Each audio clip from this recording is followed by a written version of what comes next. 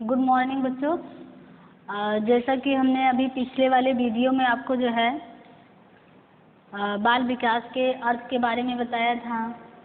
बाल विकास के आयाम बताए थे, स्तर बताए थे और उसमें सृजनशीलता के विकास के बारे में बताए थे और साथ ही साथ जो है उनके चिंतन, कल्पना करने की शक्ति और जो है उनको सामाजिक, आर्थिक, राजनीतिक में विकास होने वाले कारकों के बारे में हमने आपको बताया था। तो अब मैं आपका अगला चैप्टर है बाल विकास के आधार एवं उनको प्रभावित करने वाले कारक। बाल विकास के आधार एवं उनको प्रभावित करने वाले कारक मतलब कि आधार क्या है, बाल विकास का आधार क्या है। पहले मैं बाल विकास के आधार को जानूंगी, उसके बाद जो है उनको जो प्रभावित कर रहे हैं कारक, उसके बारे में हम अध्ययन करेंगे। तो सबसे पहले हम देखेंगे कि इसका आधार क्या है, बाल विकास का आधार क्या है। जैसे हम ले लेते हैं, सबसे पहले हम लेंगे विकास की प्रक्रिया। क्या लेंगे इसके आधार में? इसके आधार में ले लेंगे हम विकास की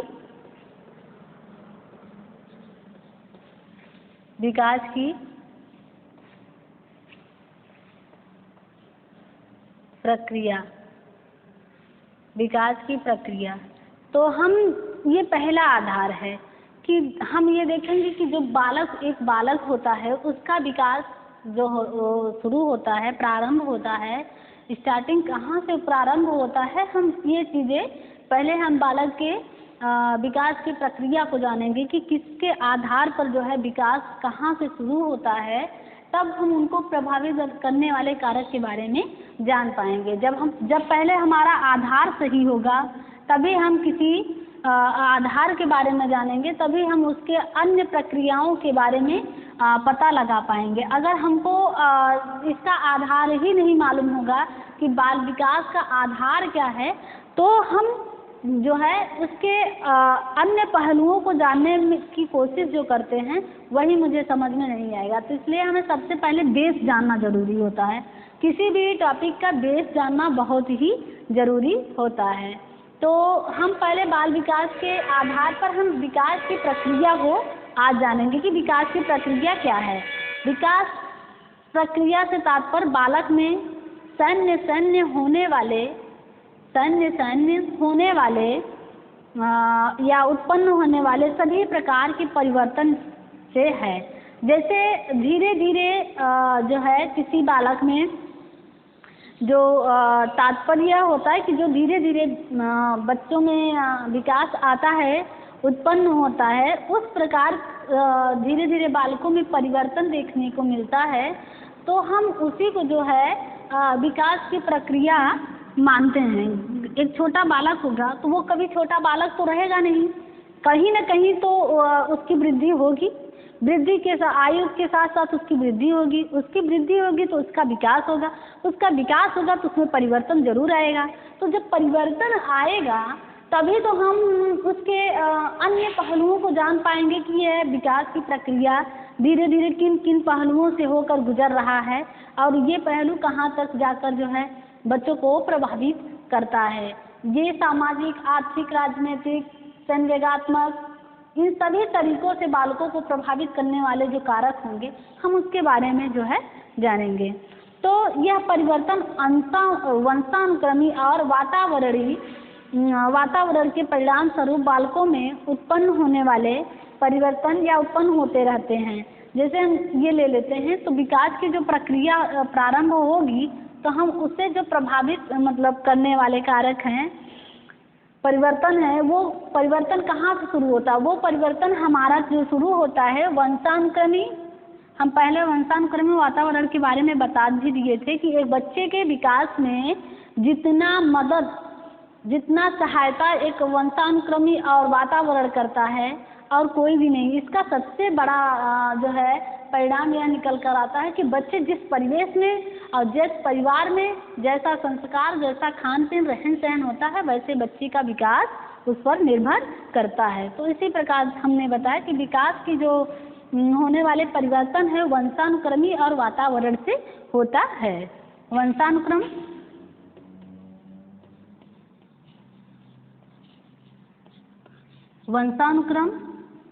और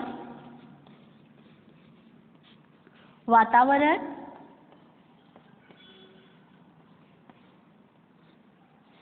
ये दो क्या हैं? ये परिवर्तन के दो रूप हैं। इन्हीं परिवर्तनों से जो है बालकों में उत्पन्न होते रहते हैं परिवर्तन के, इसी के परिणाम स्वरूप बालकों में ये परिवर्तन जो है वंशानुक्रमी और वातावरण में उत्पन्न होते रहते हैं। परिवर्तन का प्रारंभ कहाँ से शुरू होता है? परिवर्तन का जो प्रारंभ होता है वो हमारा गर्भावस्था से शुरू होता है। परिवर्तन का प्रारंभ कहाँ से शुरू होता है? गर्भावस्था से शुरू होता है। और इस परिवर्तन का परिणाम मानव जाति से है। मतलब जो परिवर्तन होगा, अगर ये बच्चे मैंने कहा ना कि परिवर्तन का जो प्रारंभ होता है कहाँ से होता है? गर्भावस्था से प्रारंभ होता है। तो जब गर्भावस्था में बच्चा जब जन्म होता है तो उस प्रकार इसी परिवर्तन का परिणाम स्वरूप अगर हम माने तो उसका परिणाम निकल कर क्या आता है? मानव जाति। जब बच्चा जन्म लेगा तो जन्म के बाद शिशु जो है धीरे धीरे जब वृद्धि और विकास करने लगता है तो वह धीरे धीरे मानव जाति का रूप ले लेता है और वह एक मतलब अवस्था तक जाकर, अपने आयु तक जाकर क्या करता है कि एक मानव जाति का रूप जो है ले लेता है। और इसी परिवर्तन को विकास की प्रक्रिया कहा जाता है। इसी परिवर्तन को हम क्या कहते हैं? विकास की प्रक्रिया। जैसे जैसे बालक का जो जन्म के बाद जैसे विकास तो परिवर्तन तो गर्भावस्था से ही शुरू होता है। जन्म के बाद जब बालक जैसे जैसे बड़ा होने लगता है, परिवेश में, समाज में, परिवार में, सगे संबंधियों में, वातावरण से और वंशानुक्रमी से प्रभावित होने लगता है तो यही क्या कहलाता है? ये विकास की प्रक्रिया कहलाता है। ये पॉजिटिव भी होता है और निगेटिव भी होता है। ये नकारात्मक और सकारात्मक, जैसा परिवार का माहौल होगा, संस्कार होगा, रहन सहन होगा, खान पान होगा, जिस समाज में जैसा व्यवहार होगा उसी प्रकार से बालक को प्रभावित वो करेगा, वही चीज बालक भी सीखेगा। तो ये क्या होता है? ये विकास की जो प्रक्रिया है एक मानव जाति का परिणाम है। यहीं से जो है मानव जाति में विकास का प्रक्रिया शुरू हो जाता है। बाल विकास का जन्म, बालक का विकास जन्म से लेकर मृत्यु तक विभिन्न अवस्थाओं से होकर गुजरता है। जो बालक का जो जन्म होता है वह विभिन्न अवस्थाओं से होकर गुजरता है। जन्म से लेकर मृत्यु तक में कई ऐसी अवस्था होती है, समय होता है बच्चों के अंदर जिन विभिन्न प्रकार से उन्हें मृत्यु तक में ये चीज़ें देखना पड़ता है कि हमको किन किन समस्याओं से, कैसे कैसे अवस्थाओं से होकर हमें गुजरना पड़ रहा है। तो ये सारी चीज़ें वंशानुक्रमी और वातावरणीय का प्रभाव उस पर पड़ता है। और फिर विकास की इसी दशा एवं स्थिति को, विकास को इसी दशा और स्थिति को देखकर यह अनुमान लगाया जाता है कि बालक में जो वृद्धि हो रही है, जो विकास हो रहा है, वो उनके माहौल और उनके वातावरण और उनके माता पिता के जो भी स्वभाव होंगे वह बालक पर विशेष प्रकार से जो है प्रभाव पड़ता है। तो इस प्रकार से हम कह सकते हैं कि व्यक्ति में जैसे जैसे बालक बड़ा होगा वैसे वैसे नई चीज़ों का सृजन करने लगता है। तो जैसे एक हमारे हरलाख महोदय हैं, हरलाख महोदय ने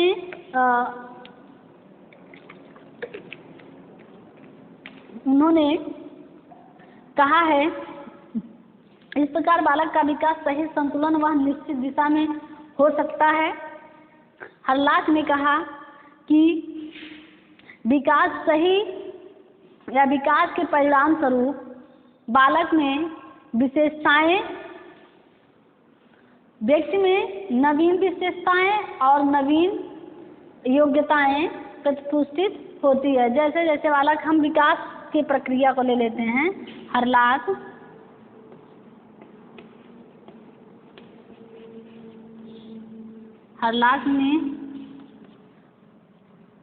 उसने कहा कि विकास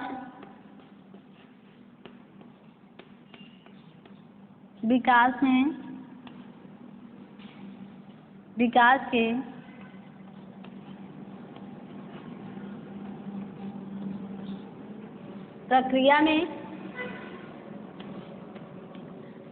प्रक्रिया में व्यक्ति नवीन विशेषताएं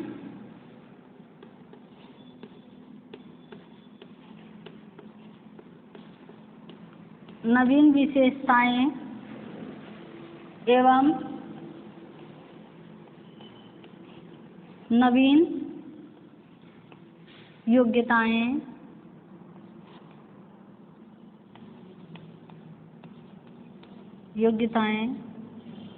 तो उत्पन्न होती हैं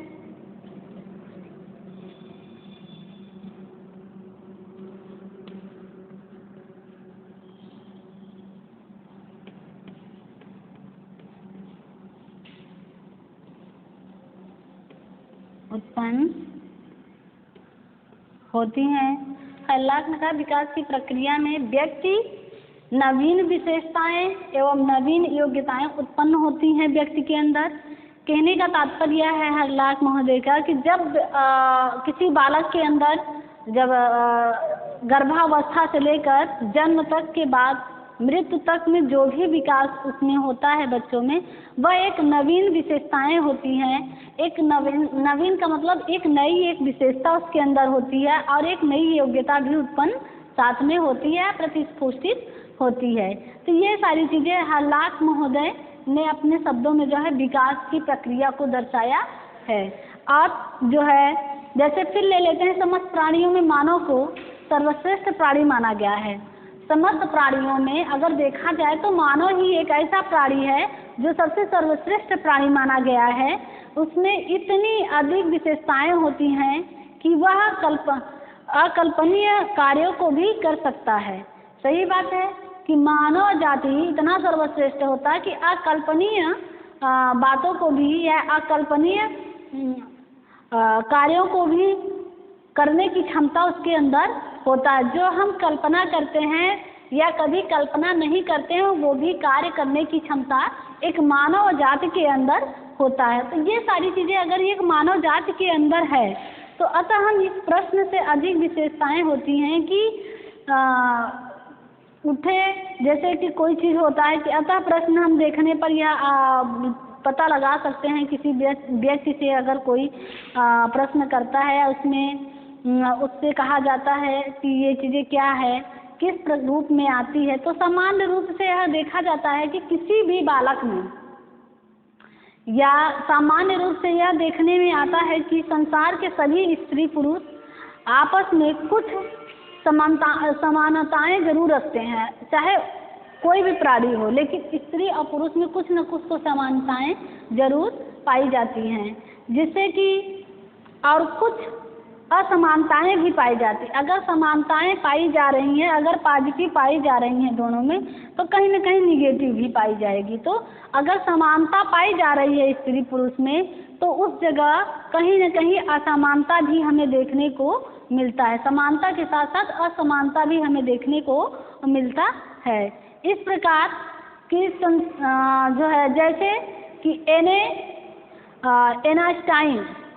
एनास्टाइन ने कहा है कि व्यक्तिगत भेद किसी एक वंशानुक्रमी के अंतर्गत वातावरण की विभिन्नता से प्रभावित होता है और मानव जो है अगर साथ ही यदि वातावरण उत्तम है तो जो है व्यवहार की असमानताएं जो है वंशानुक्रम के विभिन्नताओं की ओर संकेत करती है। कभी कभी एनास्टाइन का कहने का मतलब ये है कि एनास्टाइन ने जो कहा है कि अगर कभी कभी ये जो वातावरण है इस वातावरण में अगर यह सही है और सही है व्यक्तिगत जो व्यक्ति का व्यवहार होता है, अगर यह वातावरण सही है और इसमें व्यक्ति का व्यवहार जो है बिल्कुल असमानताएं देखने को मिलती है। तो कहीं न कहीं ये जो वंशानुक्रमी है ये प्रभावित करता है उस बालक को, या असमानताएं कहीं न कहीं इस वंशानुक्रमी के प्रभाव के कारण बालकों में या व्यक्ति में देखने को मिलता है। अगर हमारा वातावरण बहुत सही है या सकारात्मक है, इसमें रहने वाले यहाँ के परिवेश बहुत अच्छे हैं, तो उसमें कहीं न कहीं अगर किसी व्यक्ति के अंदर असमानताएं देखने को मिलती है तो इसमें सबसे बड़ा प्रभाव कौन करता है?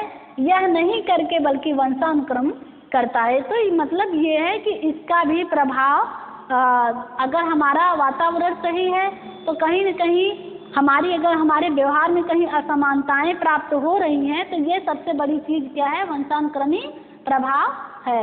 यह हमें प्रभावित कर रहा है असमानताएं व्यवहार करने में, हमारे तौर तरीके, रहन सहन, बोल भाषा में या किसी से बातचीत करने में। ये सारी चीज़ें हमें वंशानुक्रम क्या कर रहा है? हमको प्रभावित करता है कि हमको असमानताएं प्राप्त करने को, जो असमानताएं व्यवहार करने का जो प्रभावित करने वाला कारक कौन कर रहा है? ये वंशानुक्रमी कर रहा है। वातावरण ही नहीं कर रहा है लेकिन वंशानुक्रमी कर रहा है। वातावरण तो मेरा सही। और कभी कभी क्या होता है, वंशानुक्रम सही है, माता पिता का नेचर अच्छा है, व्यवहार अच्छा है, उनका रहन सहन खान पीन सही है, तो कहीं न कहीं यह नहीं सही है, तब बच्चा कहीं असमानताएं व्यवहार करता है। अगर यह दोनों सही है तो कहीं बच्चे का विकास की जो प्रक्रिया है वो हर पहलुओं में सही ढंग से हो पाएगा। अगर ये दोनों में से एक सही है और एक गलत है तो उसमें असमानताएं देखने को हमें मिलेगी। इसलिए हमें दोनों को सही करना होगा, वंशानुक्रम और वातावरण। ये दोनों, अगर हम एक बालक का भविष्य तैयार करने के लिए, उसके भविष्य को भावी जीवन को अच्छा बनाना है तो हमें ये वातावरण और वंशानुक्रम, इन दोनों को जो है बहुत ही अच्छे ढंग से देखने को या अच्छे ढंग से उन्हें प्रभावित करने के लिए बालकों का पूरा जो है सहयोग करेंगे। उसकी सारी विकास की प्रक्रिया में पूरा सहायता करना पड़ेगा। तभी तो हमारा जाकर एक बालक का जो विकास है, वो आधार है, नींव है, वो चीज़ क्या होगी? वो मजबूत होगी। तभी बालक किसी क्षेत्र में या किसी जिस लक्ष्य को प्राप्त करना चाहता है तभी वह कर सकता है। अगर हमारा नींव, मेरा आधार बेस मजबूत है तभी हम किसी कार्य को करने में सक्षम हो सकते हैं।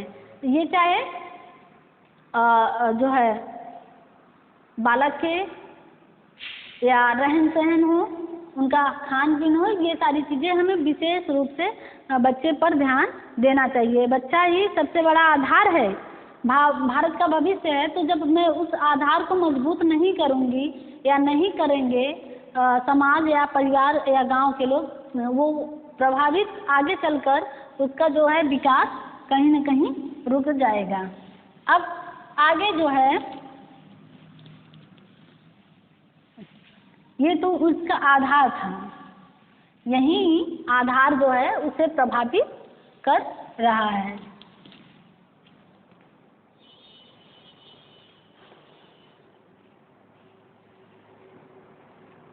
अब हम देखेंगे कि वंशानुक्रम का अर्थ क्या होता है। अब हम देखेंगे कि वंशानुक्रम का अर्थ पहले जानेंगे।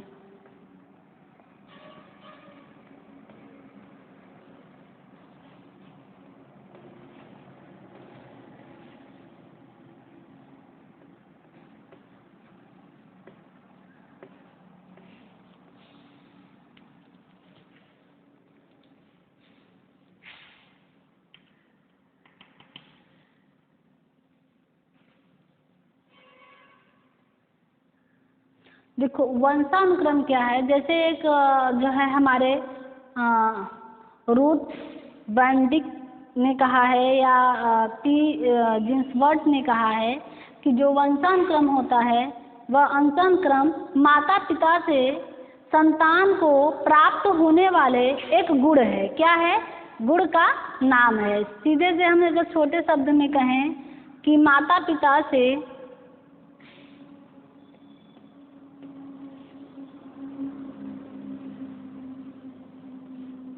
माता पिता से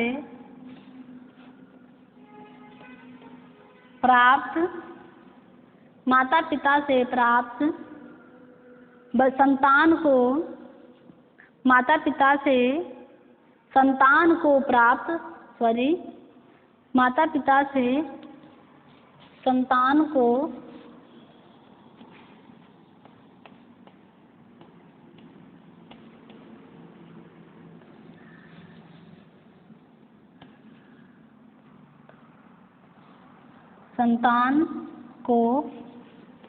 प्राप्त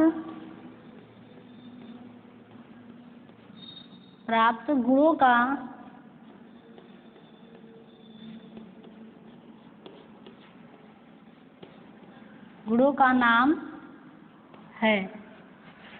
हो गया कि माता पिता से संतान को प्राप्त गुणों का नाम क्या है? वंशानुक्रम है। जो गुण है क्या है? वंशानुक्रम है।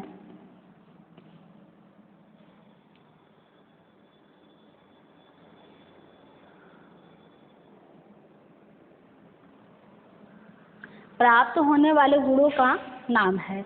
तो वो गुण कौन सा है? वंशानुक्रम है।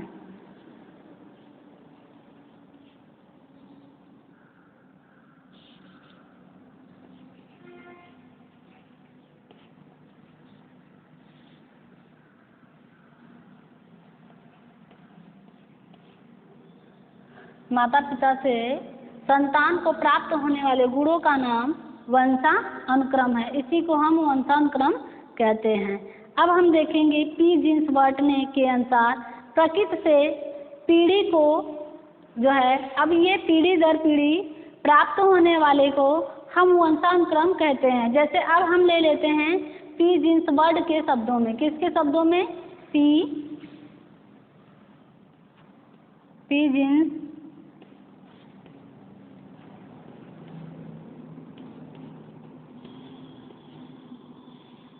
पी जीन्स वर्ड के शब्दों में इन्होंने क्या कहा कि प्रकृति में पीढ़ी का प्रत्येक कार्य माता पिता द्वारा संतानों में कुछ जैविकी या मनोवैज्ञानिक विशेषताओं का हस्तांतरण होता है। क्या होता है? हस्तांतरण करना है। इस प्रकार से विशेषताओं के संगठित हस्तांतरण को वंशानुक्रम के नाम से जाना जाता है। इनके कहने का मतलब है, पी जीन्स के कहने का मतलब है कुछ विशेषताएं जो है जैविकी तथा मनोवैज्ञानिक होता है। क्या होता है? जैविकी तथा मनोवैज्ञानिक होता है। इसका हस्तांतरण होता है। इसी जो है इस प्रकार के विशेषताओं के संगठित हस्तांतरण को हम क्या कहते हैं? वंशानुक्रम कहते हैं। जी पी जी वर्ड ने कहा है। फिर हम व्यक्ति के व्यवहारों एवं विशेषताओं के द्वारा ही जान या उसके समझ सकते हैं। किसी भी व्यक्ति को हम उसके व्यवहार से, उसके नेचर से ही समझ सकते हैं कि यह व्यक्ति की धारणा क्या है या इसका व्यवहार हमारे साथ क्या है। हम उसको तभी समझ सकते हैं जब हम उसके साथ बातचीत करेंगे या उससे कोई हमारा स्पष्ट रूप से हम कोई जो है धारणा देखेंगे कि इस व्यक्ति का विचार मेरे प्रति क्या है, या उसके रहन सहन से हम ये चीज़ें समझ सकते हैं कि व्यक्ति कैसा है या कैसा इसका व्यवहार है। अतः मानव व्यवहार का वह पूर्ण संगठित रूप से जो छात्र में उसके माता पिता और पूर्वजों द्वारा हस्तांतरित होता है, जैसे माता पिता द्वारा और पूर्वजों द्वारा हस्तांतरित होता है, उसी को हम जो है वंशानुक्रम कहते हैं। छात्र में उत्पन्न विशेषताओं के लिए उसके माता पिता को ही उत्तरदायी या वातावरण को भी उत्तरदायी नहीं ठहराया जा सकता कि सिर्फ उसके माता पिता से ही यह गुण प्राप्त है। कहीं न कहीं यह गुण संतान में पूर्वजों से भी प्राप्त होता है। जैसे लोग कहते हैं कि कुछ छात्र ऐसे होते हैं जो प्रतिभाशाली बालक होते हैं, कुछ बच्चे सामान्य होते हैं, कुछ प्रतिभावान होते हैं, कुछ बालकों में सृजनात्मकता की क्षमता पाई जाती है।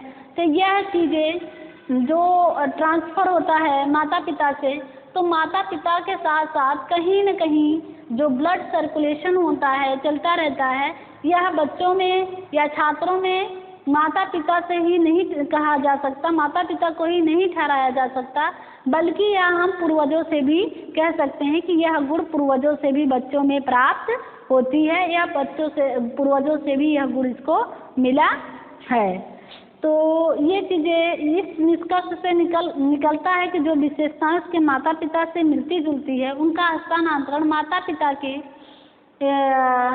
पिता से होता है, और जो माता पिता से विषमता रखती है उसका हस्तांतरण उसके सगे संबंधियों में होता है। जो माता पिता से मिलता जुलता है वो तो हम माता पिता से कहेंगे कि यह गुण ये माता पिता से प्राप्त किया है, लेकिन अगर उसके विपरीत कुछ चीज़ें होती हैं, विषमता देखने में बच्चों में मिलती है, तो वो चीज़ें हम ये कहेंगे कि उसके सगे संबंधी या पूर्वजों से यह गुण बच्चों में प्राप्त होती है। इसी को हम वंशानुक्रम कहते हैं।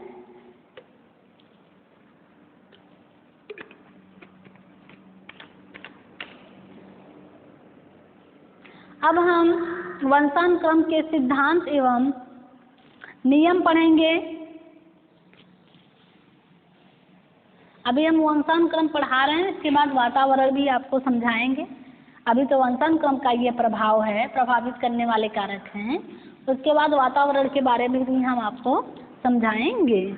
अब हम वंशानुक्रम के सिद्धांत और नियम को पढ़ेंगे कि इसका नियम क्या होता है और सिद्धांत क्या होता है। वंशानुक्रम के सिद्धांत एवं नियम।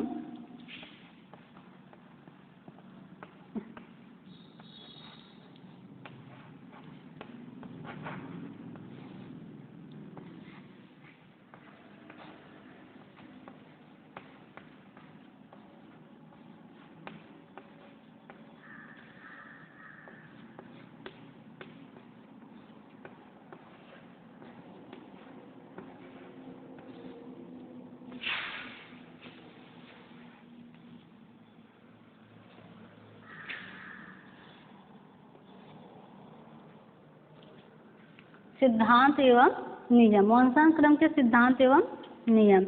वंशानुक्रम की प्रक्रिया के संबंध में विभिन्न परीक्षण एवं प्रयोग किए गए हैं। मतलब वंशानुक्रम के जो नियम हैं उसके बारे में मनोवैज्ञानिकों ने कई परीक्षण भी किया है, परीक्षण से प्रयोग किया है। हम वंशानुक्रम के स्वरूप को इन्हीं परीक्षणों के आधार पर परिभाषित करते हैं। जो परीक्षण मनोवैज्ञानिकों ने किया है उसी के आधार पर उसे परिभाषित करते हैं। अतः विभिन्न सिद्धांतों द्वारा की गई खोजों को हम सिद्धांत और नियम कहते हैं। जैसे किसी भी चीज़ पर हम परीक्षण करते हैं, वंशानुक्रमी पर अगर परीक्षण किया गया है तो उसके सबसे पहले जो है परीक्षण करते समय हम उसका एक सिद्धांत और नियम बनाते हैं। तो इसी सिद्धांत और नियम को जो है हम देते हैं कि ये सिद्धांत और इसी के आधार पर वंशानुक्रम को जो है प्रभावित करने वाले इसके नियम हैं और सिद्धांत हैं।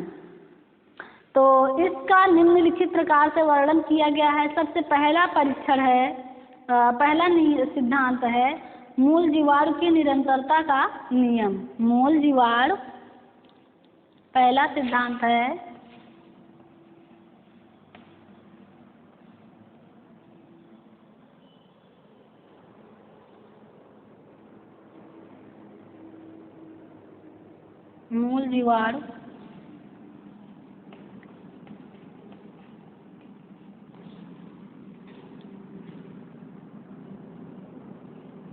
मूल जीवाणु की निरंतरता का नियम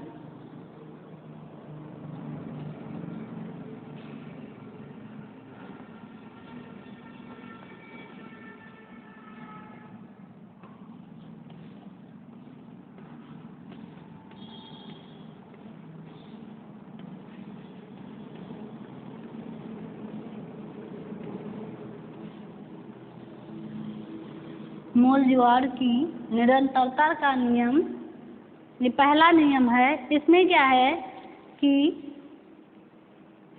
फ्रांसीसी गाल्टन ने, एक हमारे मनोवैज्ञानिक थे फ्रांसीसी गाल्टन ने 1775 में बालक को उतने ही योग्य बताया जितना कि उसके पूर्वज अपने अनेक अवस्थाओं से या अनेक अध्ययनों से निम्नलिखित जो है निष्कर्ष को निकालते हैं।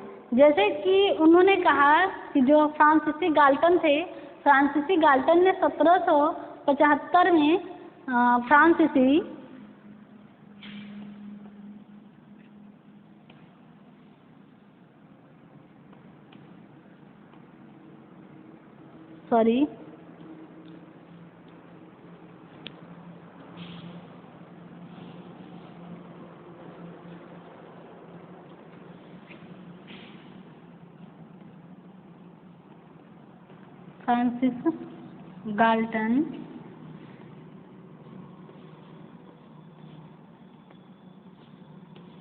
फ्रांसीसी गाल्टन 1775 में फ्रांसीसी गाल्टन ने 1775 में उन्होंने एक बालक पर परीक्षण किया, अध्ययन किया, तो उसने बताया कि बालक को उतने ही योग्य बताया जितना कि उनके पूर्वजों में अपने अनेक अध्ययनों से निम्नलिखित निष्कर्ष निकाले थे।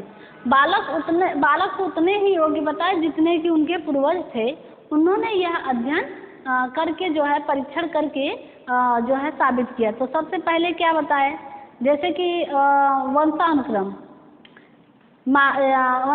बराबर 1/2, मतलब 1/2, पिता प्लस 1/2 माता पक्ष, दादा तथा परदादा आदि पूर्वजों को उनके पूर्वज में अध्ययनों के साथ साथ मतलब निश्चित मात्रा में जो है उन्होंने ये चीज़ें अध्ययन किया कि जितनी चीज़ें एक बालक के अंदर पाई जा रही है या जो भी योग्यताएं बालक के अंदर देखने को मिल रही है, वह चीज़ें माता पिता के साथ साथ वह चीज़ें उन्हें पूर्वजों में भी देखने को मिलती है। इसी को गाल्टन ने कहा था बीजमैन। गाल्टन ने ही हमारे जो है गाल्टन महोदय ने बीजकोश का नाम दिए थे। गाल्टन ने जो सिद्धांत बीजकोश का बीजमैन ने बालक की उत्पत्ति को एक गाल्टन का समर्थन करने वाले कौन थे वैज्ञानिक? बीजमैन ने ही बीजकोश का नाम दिया था, जिसे बोलते हैं सेल। क्या बोलते हैं? सेल बोलते हैं। और इन्होंने ही बताया था कि बीजकोश अगर कभी पूछ लेता है कि यह नाम किसने दिया था, तो बीजमैन ने। कौन दिया था? बीजमैन ने ही बीजकोश का नाम दिया था। तो मानव शरीर में कायकोश तथा उत्पन्न होते हैं, जिससे कि बालकों ने वह चीज़ें पीढ़ी दर पीढ़ी 25 पीढ़ियों को उन्होंने क्या किया था? प्रयोग किया था। 25 पीढ़ियों पर प्रयोग किया था। तो उन्होंने पाया मूल ज्वार की निरंतरता का नियम, मतलब कि ये जो ज्वार हैं मूल ज्वार, यह लगातार 25 पीढ़ियों पर जब उन्होंने परीक्षण किया तो वो योग्यताएं उन बालकों में देखने को धीरे धीरे मिलती गई, पूर्वजों से भी और माता पिता में भी वह चीज़ें देखने को मिलती गई। दूसरा है अर्जित गुणों का हस्तांतरण। अर्जित गुणों का हस्तांतरण दूसरा, ये तो पहला था नियम। दूसरा नियम है अर्जित गुणों का हस्तांतरण। दूसरा है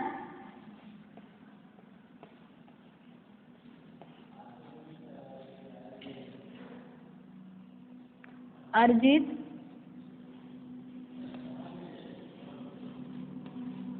गुणों का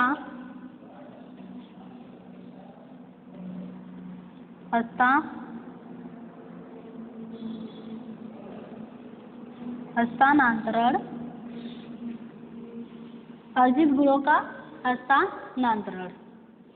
तो अर्जित गुणों का हस्तांतरण इसमें क्या है, मैकडूगल, पावलॉव, हेरिस, कई लोगों ने जो है, जैसे पावलॉव हो गए तो पावलॉव कुत्तों पर किए थे, ठीक, सीखने का भी नियम दिए थे, लेकिन गुणों का भी नियम इन्होंने दिया था कि कहीं न कहीं पीढ़ी दर पीढ़ी इन सब गुणों को अर्जित करने का जो मतलब कि जो देख कर अर्जित किया जाता है, अर्जित स्थानांतरण किया जाता है, वो चीज़ें पावलॉव, मैकडूगल और प्रमुख विद्वानों ने वंशानुक्रम के आधार पर अर्जित गुणों का जो है हस्तांतरण माना है। जैसे लेमार्क हो गए, लेमार्क ने भी जो है जिराफ पे किया था, उन्होंने वंशानुक्रम को अर्जित गुणों को जो है माना था। उन्होंने भी ये चीज़ें कहा कि जैसे जैसे जो है वंशानुक्रम का प्रभाव बच्चों पर पड़ता है, तो कभी कभी क्या होता है, अर्जित गुण क्या होता है कि जैसे लेमार्क ने क्या किया था, जिराफ पे किया था, तो उन्होंने कहा कि पहले पत्तियां बहुत जो है पेड़ के जो पौधे होते थे, पेड़ बड़े होते थे, उसकी पत्तियां ऊंची होती थी, तो लोग जो जानवर, जिराफ जानवर था, वो क्या करता था कि गर्दन को ऊपर उठाकर खाने की कोशिश करता था, तो उसके जो बच्चे होते थे उनके भी गर्दन क्या होते थे, लंबे होते। लेकिन धीरे धीरे क्या हो गया, ये चीज़ें समाप्त होती गई, गर्दन छोटी होती गई। तो ये अर्जित गुण मतलब कि देखने को जो देखकर अर्जित किया जा रहा है गुण, उसका भी जो है एक दूसरे में ट्रांसफर होता जाता है। अब हम मैकडूगल के ले लें। मैकडूगल ने जो है चूहों का प्रयोग किया, उन्होंने चूहों पर प्रयोग किया था। तो मैकडूगल के जो चूहे थे, इन सब में क्या होता है कि चूहे का जो प्रयोग था, कई चूहे उन्होंने प्रयोग किया। तो चूहे को क्या किया उन्होंने, चूहों पर प्रयोग किया, आप पानी भरे बर्तनों में चूहों को छोड़ दिया, बर्तन से भरा बाहर आने के दो मार्ग बनाए उन्होंने।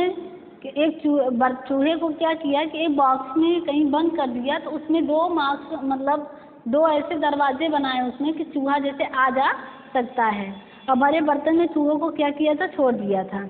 मार्ग और अंधाकार युक्त था, मार्ग जो था क्या था, अंधाकार युक्त था। वहाँ पे इतने सारे अंधेरे थे कि उसे ये चीज़ें नहीं पता चलना चाहिए कि वो मार्ग किधर से है और वह बाहर निकल सकता है। तो प्रकाशित मार्ग से बिजली का झटका लगता था। जो प्रकाशित मार्ग था, जब चूहा वहाँ पानी से कटोरे से बाहर निकलकर जो प्रकाशित मार्ग था वहाँ जाने की कोशिश करता, तो वहाँ क्या था कि बार बार उसे बिजली का झटका लगता था। और लेकिन जो अंधकार युक्त दरवाजे थे उस पर किसी प्रकार का उस पर कोई झटका नहीं लगता था, लेकिन वह कोशिश करता रहा बार बार बाहर निकलने के लिए।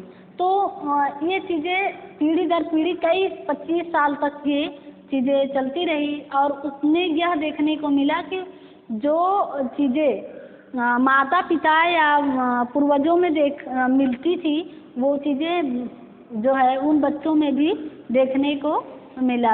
अध्ययन में यह निकला कि पीढ़ी में चूहों ने 165 बार त्रुटियां की, मतलब कि वही त्रुटियां माता पिता भी ने किया था, और वही त्रुटि जो है उनके पूर्वज किए थे, और वही त्रुटि बच्चों ने भी, चूहे के बच्चे ने भी किया था। तो ये सिर्फ 25 बार। अतः ये गुण अर्जित गुणों को अगली पीढ़ी को क्या करता है, हस्तांतरित करता है। जैसे हम जो गलती कर रहे हैं, वो गलती माता पिता अगर किए हैं तो वो गलती बच्चों से भी होती है। ये कहने का मतलब कि अर्जित गुण को हस्तांतरित करता है। तीसरा है प्रत्यागमन का नियम। तीसरा है प्रत्यागमन का नियम।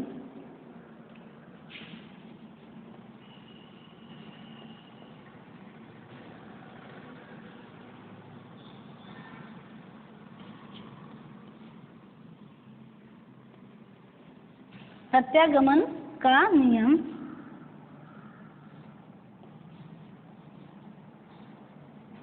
प्रत्यागमन का नियम। तो प्रत्यागमन का मतलब ही होता है विपरीत। क्या होता है, विपरीत होता है। इसमें क्या होता है कि प्रत्यागमन शब्द का अर्थ विपरीत होता है। जब माता पिता के बच्चे अनेक विपरीत विशेषताओं वाले विकसित होते हैं, तो उनमें जो है जो यह देखा जाता है कि वह प्रत्यागमन का नियम सिद्धांत को लागू करता है, प्रत्यागमन का सिद्धांत करता है। जैसे मंद बुद्धि माता पिता के बच्चे कभी कभी तेज बुद्धि के होते हैं, तो ये प्रत्यागमन का नियम होता है। ये अपवाद में होता है कि मंद माता पिता के बच्चे बुद्धिमान हैं, जीनियस होते हैं, या कभी कभी माता पिता बहुत गोरे होते हैं और बच्चे काले होते हैं। ये विपरीत अर्थों को दर्शाता है, इसको जो है प्रत्यागमन का सिद्धांत कहते हैं। चौथा हमारा मेंडल का नियम है। चौथा हमारा क्या है? मेंडल का नियम। मेंडल ने भी दिया था लॉ ऑफ मेंडल, इन्होंने भी वंशानुक्रम पे दिया था, इन्होंने मटर पर खोज किया था।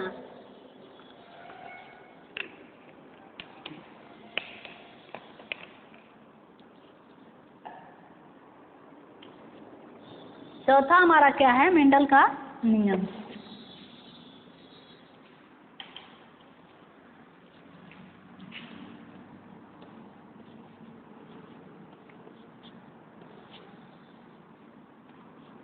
मेंडल का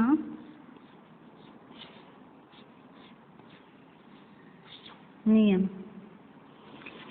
इन्होंने भी पीढ़ी दर पीढ़ी जो है वंशानुक्रम पे उन्होंने भी जो है छोटी मटर बड़ी मटर, छोटी मटर बड़ी मटर पर इन्होंने खोज किया, और 50% इन्होंने बड़ी मटर शुद्ध 25%, और वर्णशंका मटर 50% और छोटी मटर 25%। इन्होंने इस चीज़ पर प्रयोग किया था।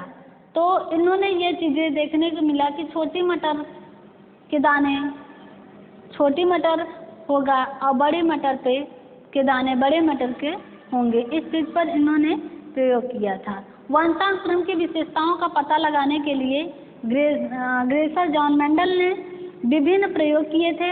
आप जो है उन्होंने इस प्रयोग को निष्कर्ष के बाद उन्होंने क्या किया था? मेंडलवाद का नियम दिया था, या मेंडल का नियम कहा जाता है, मेंडलवाद का नियम किया जाता है। इन्होंने 2 प्रयोग किया था, पहला मटर का प्रयोग किया था और दूसरा चूहे पर प्रयोग किया था। पहला क्या था? मटर का प्रयोग, पहला था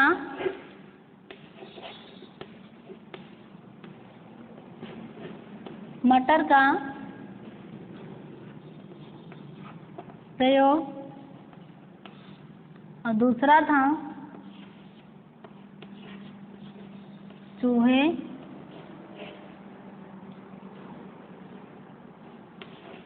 चूहों पर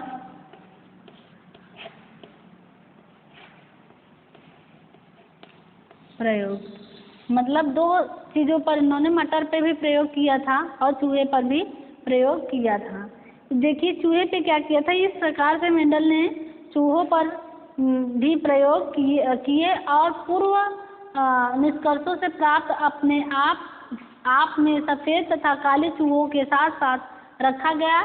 जैसे कि एक काला चूहा था और एक सफ़ेद चूहा था, मतलब इन दोनों में इनके समागमन में पहले काले चूहे का उत्पन्न हुए और फिर दूसरी बार सफ़ेद, फिर वर्णशंकर चूहों के साथ रखा गया। उसमें मतलब सफ़ेद काले दोनों प्रकार के चूहों को रखा गया। उससे उत्पन्न बच्चा जो हुआ वो ये देखा गया कि इनमें जो हो रहे हैं नियम, इस नियम में जो बच्चे हैं जो काले चूहे से प्राप्त हैं, क्या वो काले हैं, या जो वर्णशंकर या जो है सफ़ेद चूहों से प्राप्त हैं। तो ये सारी चीज़ें उसको दर्शाता है कि इसमें विभिन्नता वंशानुक्रम का प्रभाव उस पर पड़ता है। निष्कर्ष निकल कर यह आता है कि मेंडल के प्रयोग में निम्नलिखित निष्कर्ष यह है कि एक गुणसूत्र आता है, एक क्या आता है? गुणसूत्र आता है। और दूसरी चीज़ इसमें मेंडल का नियम में प्रत्यागमन को भी स्पष्ट करता है। अगर बच्चे में माता पिता की ओर से एक गुण प्राप्त आता है और गुणसूत्र की अभिव्यक्ति संयोग पर निर्भर करती है। फिर दूसरी चीज़ यह कहता है कि एक ही प्रकार के गुणसूत्र अपने ही प्रकार के अभिव्यक्त करता है, मतलब एक अलग प्रकार के जो गुणसूत्र होंगे, एक ही प्रकार के जो गुणसूत्र होंगे वह अभिव्यक्त करेगा, लेकिन जागृत गुणसूत्र जो होंगे अभिव्यक्त करता है। सुसुप्त नहीं होता। यह कालांतर में भी गुणसूत्र 1/2, 2/4, 1/2 तथा 1/2 हो जाता है। मतलब ये सारी चीज़ें जो चूहे पर बदलाव किया गया, चूहे पर प्रयोग किया गया, मटर पर प्रयोग किया गया, चूहे पर प्रयोग किया गया, इसमें साथ ये कहता है कि वह वंशानुक्रम का विशेष प्रभाव बच्चों पर माता पिता का पड़ता है। अब हमारा चलेगा, जैसे हमने वंशानुक्रमी को पढ़ा उसी तरह हम वातावरण को भी प्रभावित करने वाले कारक को पढ़ेंगे।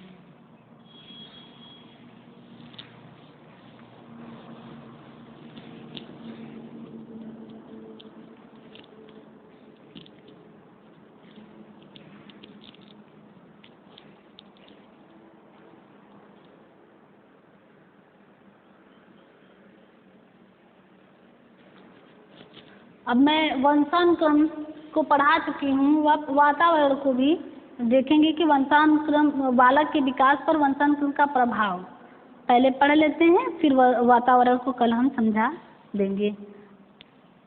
बालक के विकास पर वंशानुक्रम का प्रभाव।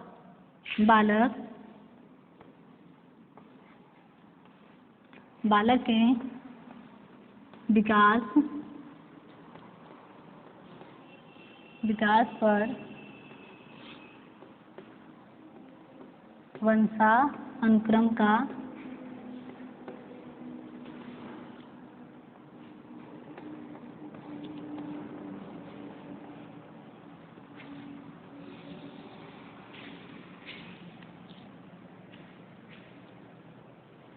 बालक के विकास पर वंशानुक्रम का प्रभाव। इसमें देखेंगे कि मनोवैज्ञानिकों ने वंशानुक्रम को प्रभाव को रोकने के लिए विभिन्न प्रयोग किए और उन्होंने यह सिद्ध किया कि छात्र का विकास वंशानुक्रम से प्रभावित होता है। हम यहाँ पर वंशानुक्रम के प्रभाव के विभिन्न क्षेत्रों का वर्णन करेंगे। किन किन क्षेत्रों के माध्यम से बालकों का विकास होता है वंशानुक्रम के कारण, इस चीज़ पर हम विशेष ध्यान देंगे। सबसे पहले क्या देखेंगे? तंत्रिका तंत्र की बनावट। क्या देखेंगे? पहला है, क्या है? तंत्रिका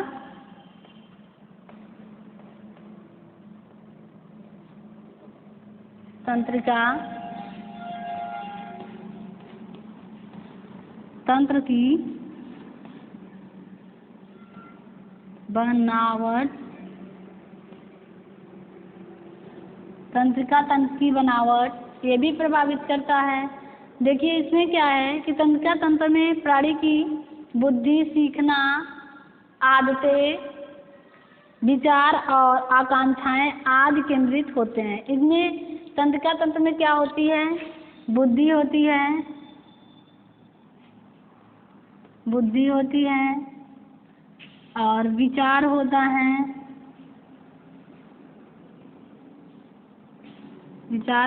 आदतें होती हैं,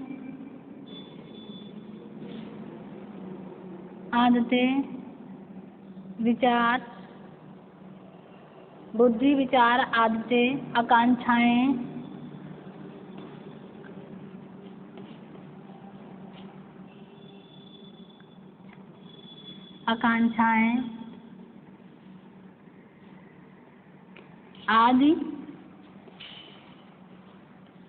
आदि चीजें इसमें पाई जाती। तंत्रिका तंत्र की बनावट में बुद्धि प्रभावित करेगा माता पिता से बालकों पर, उनका विचार और आदत और आकांक्षाएं, ये सारी चीजें जो है तंत्रिका तंत्र की बनावट पर निर्भर करती है, ये प्रभावित करती है। ये प्राणी की क्रियाओं को एकीकरण क्या करता है? प्रदान करता है। ये विचार, बुद्धि, आदतें, आकांक्षाएं ये प्राणी को क्या करता है? एकीकृत करता है और साथ ये प्रदान करता है। तंत्रिका तंत्र छात्र में वंशानुक्रम से ही प्राप्त होता है। जो तंत्रिका तंत्र होता है ये किससे प्राप्त होता है? वंशानुक्रम, माता पिता से बच्चों में प्राप्त होता है या पूर्वजों से प्राप्त होता है। ये सारी चीजें माता पिता से बच्चों में प्राप्त होता है। दूसरा है बुद्धि पर प्रभाव। हम ले लेते हैं, दूसरा है हमारी बुद्धि पर प्रभाव।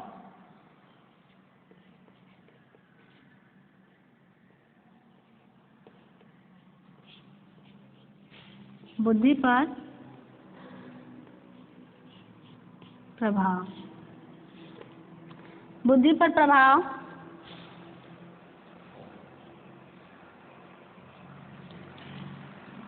बुद्धि पर प्रभाव भी देखा जाता है कि मनोवैज्ञानिकों ने अपने प्रयोग में यह स्पष्ट कर दिया है कि वंशानुक्रम के द्वारा ही छात्रों में बुद्धि आती है। अतः बुद्धि को जन्मजात माना जाता है। जैसे स्पीयरमैन ने बुद्धि के विशिष्ट एवं सामान्य तत्वों को वंशानुक्रम के देन मानते हैं। जैसे कुछ बालकों में विशिष्टता पाई जाती है और कुछ समानता जो पाई जाती है वह माता पिता से बच्चों में प्राप्त होने वाली विशेषता को देन मानते हैं कि यह माता पिता का ही देन है जो बच्चों में विशिष्टता या समानता पाई जा रही है। ये हमारे स्पीयरमैन कहते हैं। फिर आता है मूल प्रवृत्तियों पर प्रभाव। ये भी वंशानुक्रम मतलब माता पिता से ही प्राप्त होता है। जैसे मूल प्रवृत्ति व्यक्ति के व्यवहार को शक्ति प्रदान करती है। मूल प्रवृत्ति क्या करती है? व्यक्ति के व्यवहार को शक्ति प्रदान करती है। और इससे क्या होता है कि इसको देखकर यह नहीं कह सकते कि बल्कि व्यक्ति के व्यवहार को देखकर पता लगाया जाता है कि कौन सी मूल प्रवृत्ति जागृत होकर यह जो है व्यवहार का संचालन कर रही है। यह चीज़ें देखने को मूल प्रवृत्ति के द्वारा होता है। मैकडूगल ने इनका पता लगाया और जानने के लिए इन्होंने प्रत्येक मूल प्रवृत्तियों के साथ एक संवेग को जोड़ दिया। संवेग के एक मूल प्रवृत्ति के साथ क्या किया? संवेग को जोड़ दिया। और मूल प्रवृत्ति हमारी जो है ये इसका एक प्रतीक माना गया कि संवेग का यह एक प्रतीक है। मूल प्रवृत्ति बाह्य होगा और हमारा संवेग आंतरिक होता है। तो हम संवेग को देखकर जो है मूल प्रवृत्तियां संवेग को जो है बस वंश के आधार पर प्राप्त कर सकता है। जैसे कोई चीज़ होता है मूल प्रवृत्ति इंटरनली और संवेग बाह्य होता है। संवेग क्या होता है? बाह्य होता है। और मूल प्रवृत्ति क्या होती है? या इंटरनली मतलब अंदर से होता है। ये चीज़ें कि हमारे अंदर कोई चीज़ जब जागृत होती है, जब संवेग उत्पन्न होगा तभी मूल प्रवृत्ति का जो है हम वो करते हैं, दिखाते हैं कि हमारे अंदर ये चीज़ें, जैसे पलायन हो गया, भाग, ये हमारा भय क्या है? बाहर से है। लेकिन पलायन क्या है? हमारी मूल प्रवृत्ति है। मैं भाग रहा हूँ, मैं क्या कर रहा हूँ? भाग रहा हूँ। और ये भय है हमारा कि हमको डर है किसी चीज़ का जिसके वजह से हम पलायन कर रहे हैं। तो स्वभाव का प्रभाव होता है, व्यवसायिक योग्यता का प्रभाव होता है और सामाजिक स्थिति का भी प्रभाव होता है। कौन कौन से प्रभाव होते हैं? हमने बताया तंत्र का प्रभाव होता है, बुद्धि का प्रभाव होता है, फिर जो है व्यक्ति में मतलब जो है व्यवसायिक योग्यता का भी प्रभाव होता है बच्चों में, मूल प्रवृत्ति का भी प्रभाव होता है और सामाजिक स्थिति का भी प्रभाव होता है। फिलहाल आज के लिए मैं इतना ही। कल मैं वातावरण को समझाऊंगी। आज मैंने वंशानुक्रम को समझा दिया आपको। ये प्रभावित करने वाले कारक हैं। अब हम आपको जो है कल वातावरण के बारे में बताएंगे। वीडियो कैसा लगा कमेंट करके बताइए। जय हिंद, जय भारत।